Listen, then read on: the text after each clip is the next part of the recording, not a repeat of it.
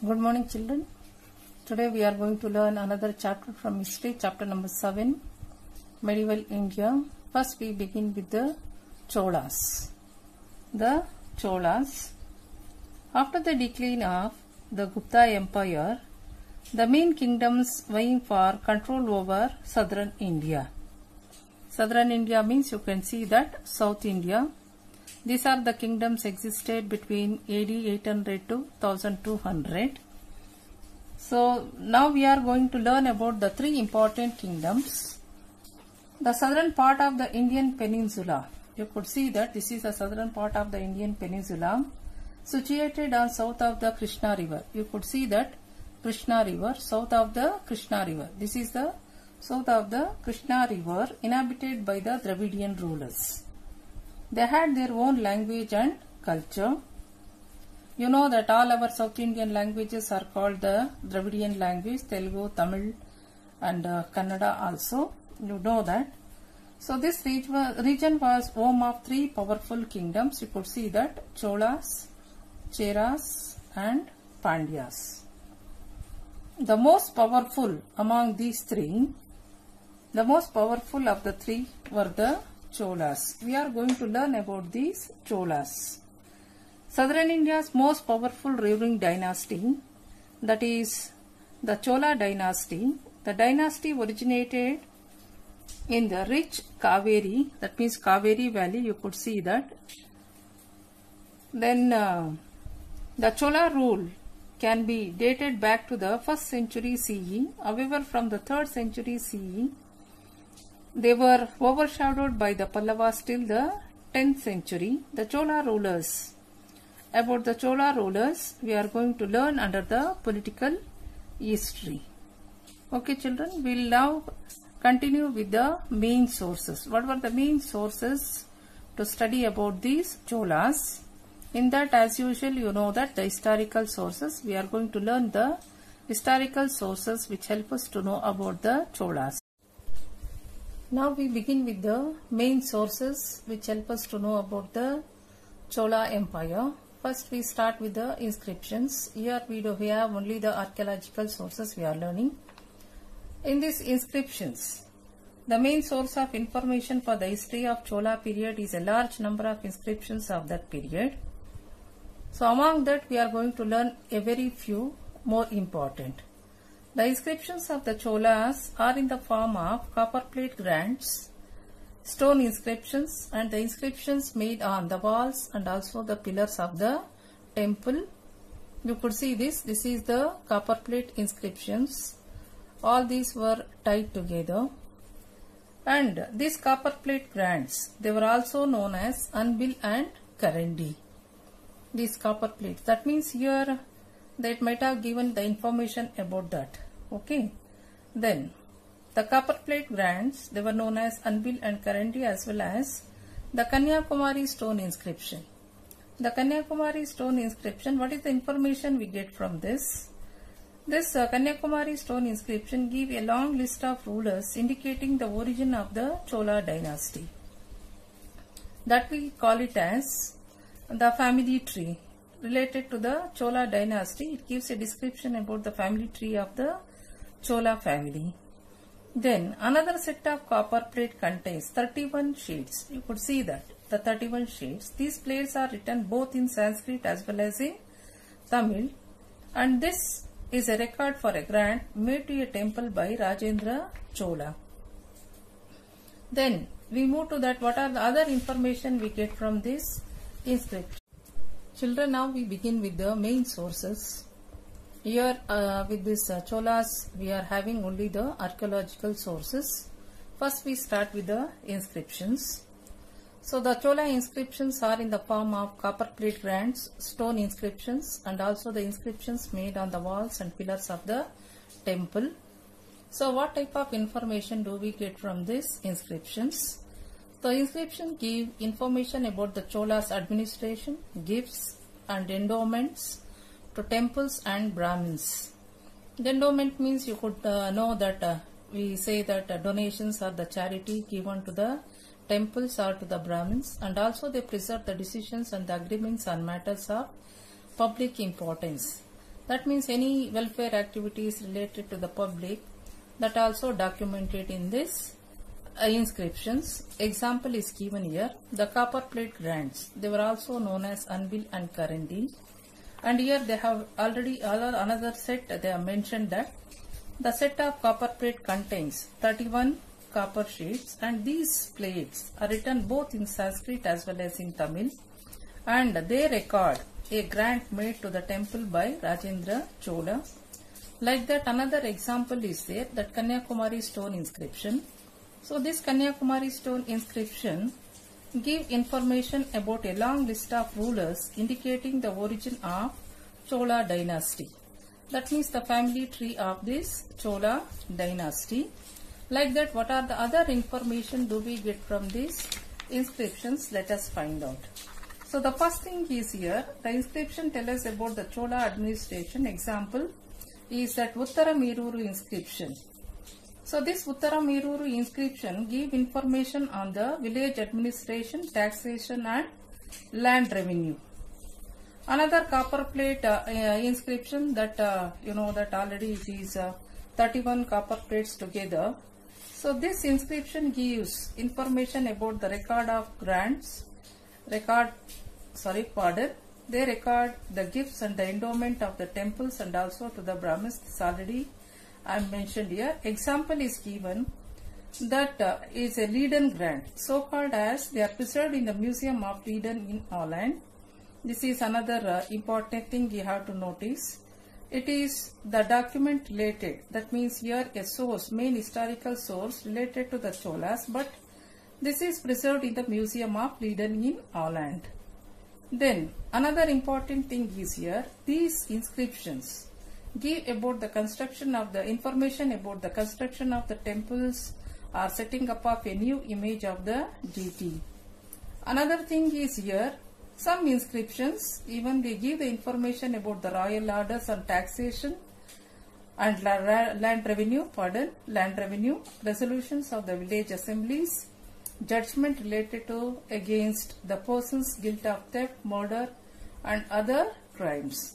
That means totally we could find out that the inscription gives the detailed description of the things going in that Chola period. Inscription on temples, especially on the walls, served the purpose of public registration such as record of sales, mortgages and other forms of transfers of property right in village lands. Means here the various documents you could find through these inscriptions. Okay children, now let us move to the another archaeological source, the most important monument of South India.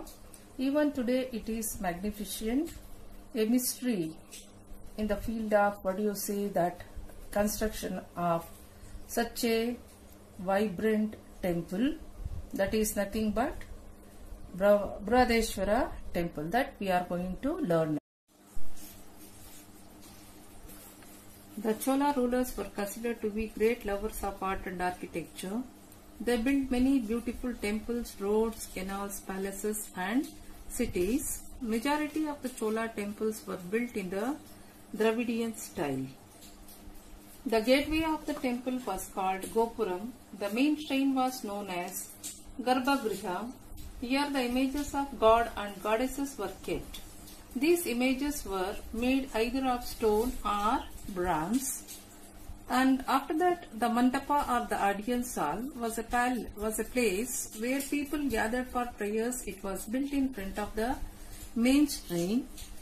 Don't confuse much with these children. Even today when we go visit a temple, as we visit, first we find the hall where we gather in front of the main deity, and the main deity was kept in the Garbhagriha. The same thing is here, but it is in the larger size. Then the main features of the Chola temples. They have the massive vimanas or the towers. We call it as gopuras. You could see in this picture also the main gopuras, and they have the spacious courtyards. That means surrounding that the place we have a wide place also. The best example of the Chola architecture, or you say the temple, is Brihadeshwara temple or the Rajarajeshwara temple. The temple was dedicated to Lord Shiva. It is located in Tanjavur and it was built by the great Chola king Rajaraja I. That was in the 1000 CE, or you say the 10th century CE, and it is the best specimen of the Dravidian style of architecture. You could see that the main structure of the temple as a great Vimana or the tower, which rises to the height of 190 feet. Remember children, this is rise to the height of 190 feet and it is crowned by a massive dome consisting of a single block of stone and 25 feet high and weighing about 80 tons. The massive temple building is covered from the base to the top with sculptures, decorative moldings. The entire shrine, that means the shrine house, has a gigantic Shivalingam cut it in a monolithic rock, that means a single rock. The height is about 8.87 meters.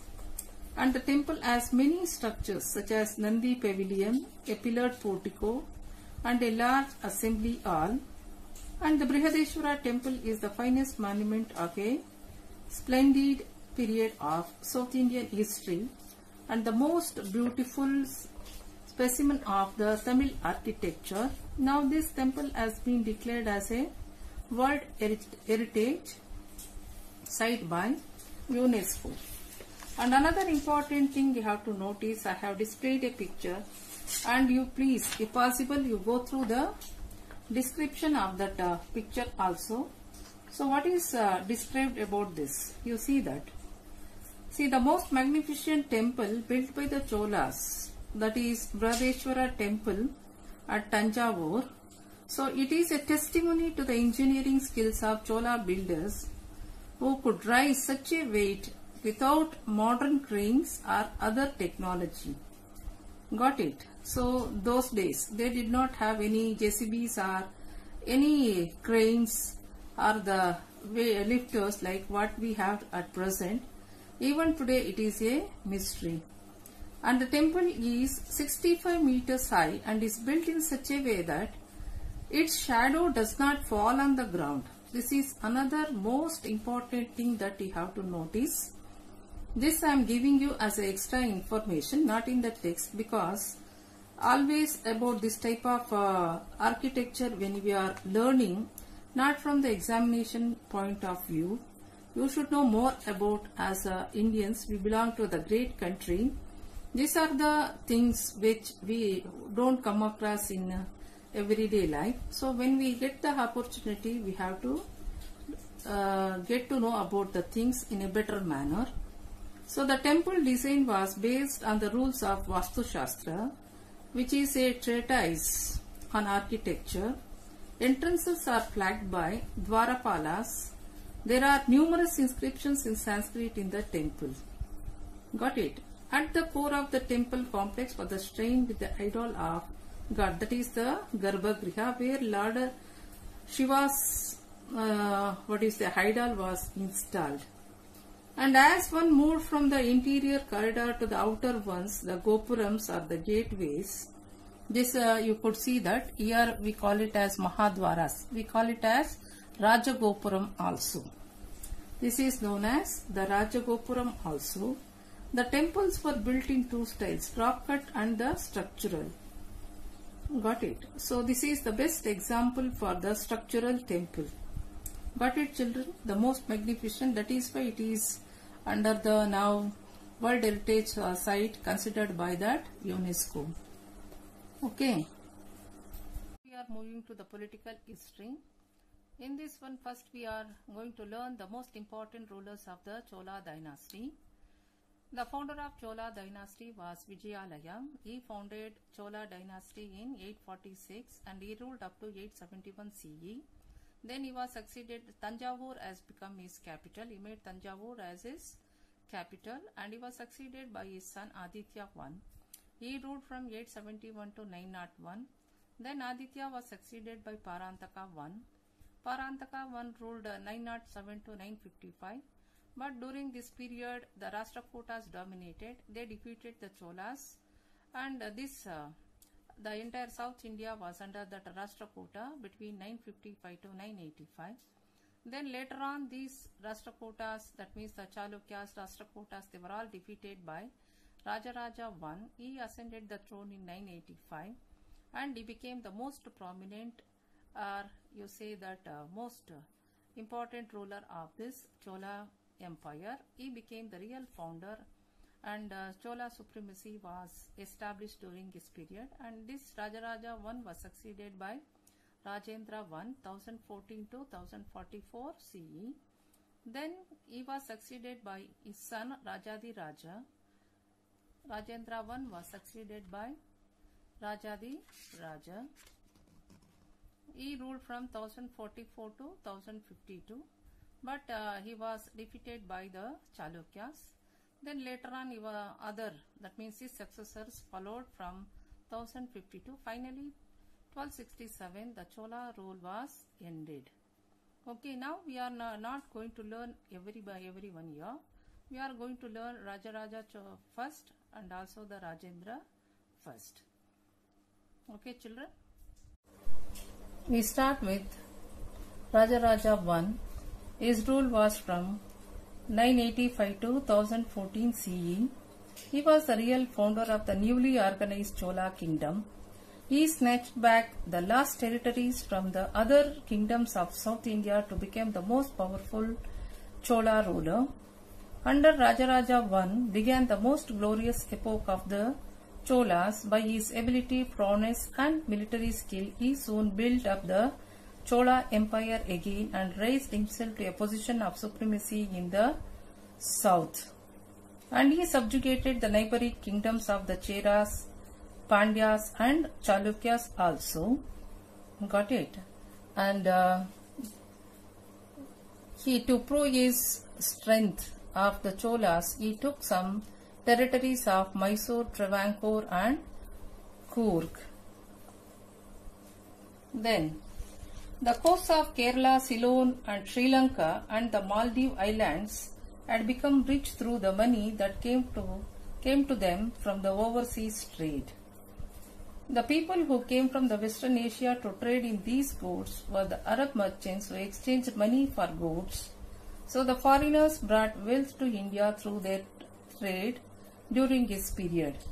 And Rajaraja was aware of the importance of controlling the sea. He decided to show his strength along the coast of South India. So he took a naval expedition and attacked both Sri Lanka and Maldives Islands. You could see that he conquered the northern part of the Sri Lanka. They made, see, this is the map that shows his expedition to the Sri Lanka, and he made this place, Polo Naruwa, as the capital of Sri Lanka. Got it? Then, not only thus, this Rajaraja Chola and Rajendra Chola together, they kept this Maldives and Sri Lanka more than 150 years. They were not able to recover their freedom from the Cholas. Then he built Rajarajeshwara temple of Lord Shiva of Tanjavur. On the walls of this temple are inscribed the main works of Rajaraja I. Under his rule, the Chola became the supreme power of southern India. So the increase in trade brought prosperity to their kingdom. Chola Mandal. In fact, the word Coromandel has been derived from this Chola Mandal also. Another important thing you have to notice that these Cholas that dominated the Bay of Bengal. You could see once again the map here. This is the Bay of Bengal. So the Bay of Bengal was known as the Chola Lake for the centuries together. Cholas became a paramount power with the control over the sea. Bay of Bengal, which is popularly known as Chola Lake for a longer time. So this is the achievements of Rajaraja Chola. He was the greatest ruler of Chola kingdom. Next we move to his successor, Rajendra. You could see that a small picture. Rajendra succeeded his father Rajaraja I. He continued his father's policies and invaded and annexed the whole island of Sri Lanka. You could know that Rajaraja annexed only the northern part of Sri Lanka, but Rajendra Chola annexed, that means captured the entire Sri Lanka, brought under his control. As I told you earlier, Sri Lanka was not able to free herself from the Chola control for another 50 years. Then now it is related to the Rajendra's expeditions. His campaigns were daring. Once his armies marched up to the east coast of India through Orissa and up to the Ganga river, and whereas the army was led by Rajendra Chola himself up to Godavari, and thereafter his generals took the charge of the army. But finally the Chola army defeated Mahipala, the ruler of Bengal. To commemorate this victory, this Rajendra Chola, he adapted the title Gangaikonda and he built a new capital called Gangaikonda Cholapuram. So to commemorate his victory over northern India. And his most daring campaign was Southeast Asia. For centuries, Indian merchants had been trading with various parts of India. Not only that India, various parts of Southeast Asia and also southern China through the Straits of Malacca. It was held by the kingdom of Srivijaya, that means he was the ruler of that Malacca, the present Indonesia, the modern day Indonesia. As the merchants of Srivijaya began creating problems for the Indian merchants appealed to Rajendra Chola for the help. Immediately Rajendra Chola sent out a huge navy and they defeated Srivijaya king. So you know the consequences of this. As a result, Indian trade with Southeast Asia and southern China continued. Thereby, now without any disturbance, the traders carried on their business, so that it greatly enriched the Chola kingdom.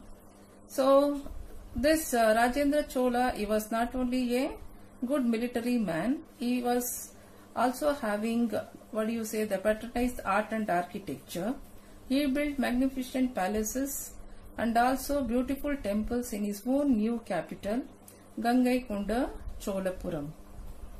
Got it, children? Like his father, even Rajendra Chola was proved another popular ruler of Chola kingdom. Now we will move to the Chola administration. Now we are going to learn the Chola administration. Under that, the first thing, the central government. So what are the points to be covered at that central government? So at the center, the king was the absolute authority, and the empire, that means the emperor was assisted by a council of ministers, and very often he undertook the royal tours to enhance the administrative machinery. That means whether his rule was good or bad, he himself was finding that, and the royal princes actively engaged in both civil as well as the military duties.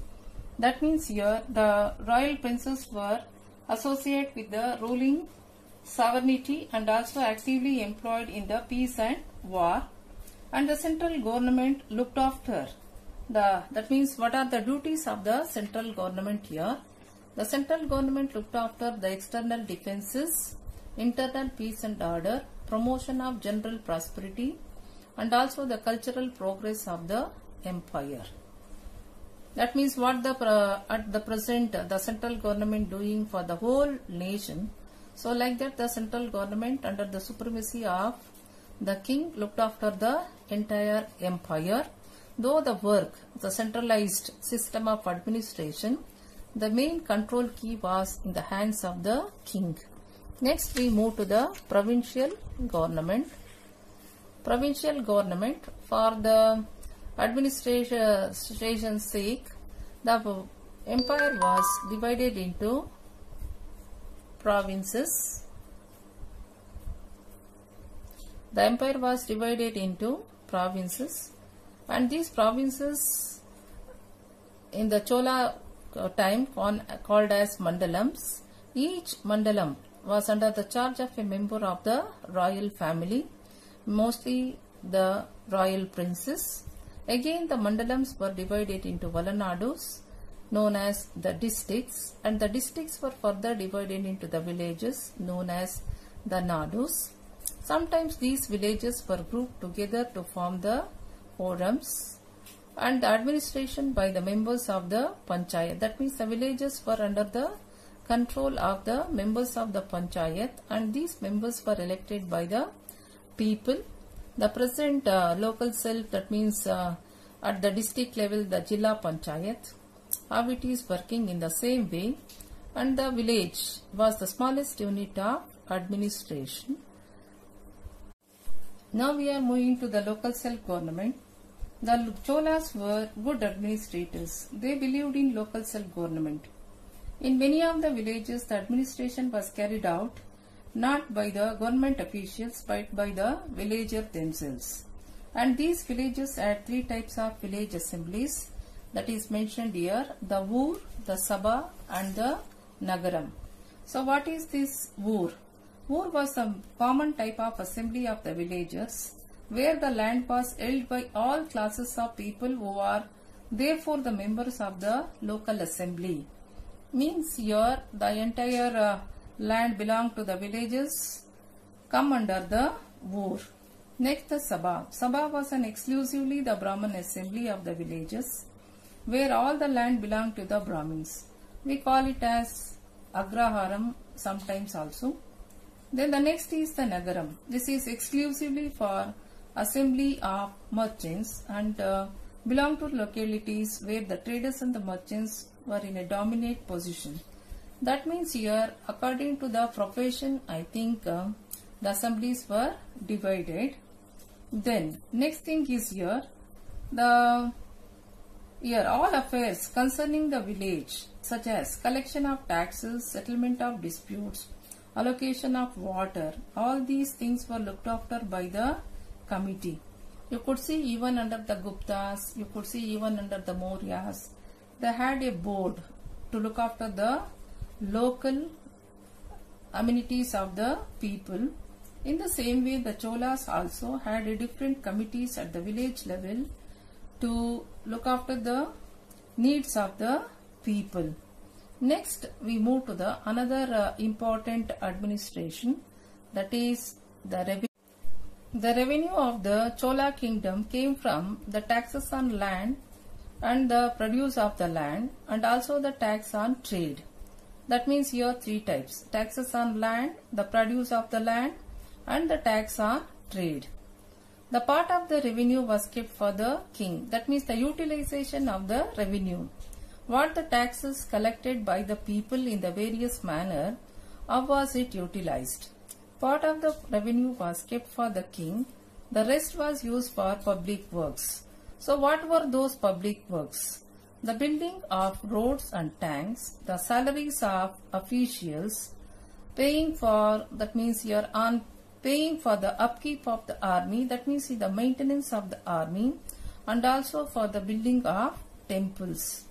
And the taxes on land were collected by the officials from the village councils. One thing you have to notice, children, the taxes, or you say the revenue collected by the king was not for any misusing purpose. It was utilized mainly for the welfare of the people, and even the officials were not like the present one. They were all honest and dedicated. That is why those days people did not have much unemployment, starvation, all the economic problems what we are facing today. Got it? The next thing is here another important thing that I wanted to tell you. It is about the military, especially the navy. The Cholas were the strong in the maintenance of the navy. Centuries before, now 2010, 1000 years completed, and even today no one could beat the naval power of Chola. And at present we are thinking about Japan, Philippines, all these are prominent in the shipbuilding, whereas thousands of years before India proved that, especially the Cholas, They were very strong in the naval power. That is why I wanted to share this one with you, not from the examination point of view, just to enhance our knowledge. So it is noteworthy that the Chola kings realized the importance of having an efficient navy. They not only built a navy for defense, but used a naval force to conquer the islands of Maldives, Lakshadweep and part of Sri Lanka. In fact, the Chola control the Bay of Bengal was so complete that it was referred to as the Chola Lake. The Cholas maintained a huge army comprising infantry, cavalry, elephants. Chola kings also maintained a band of bodyguards called Velaikars. That means the present commandos, what we say that. Okay, that is why. See children, always when we study history, it is not from the examination point of view. So it is the great glory of our country that we have to learn to enhance our knowledge about our past. Whereas even today, this type of administration, this type of rulers, though we have talking so much about the democracy, freedom, liberty, all equality, but those days they did not have such particular written constitution like us. But the rulers, they controlled and they brought everything under the, control. That is what the important proverb, Yata Raja Tata Praja.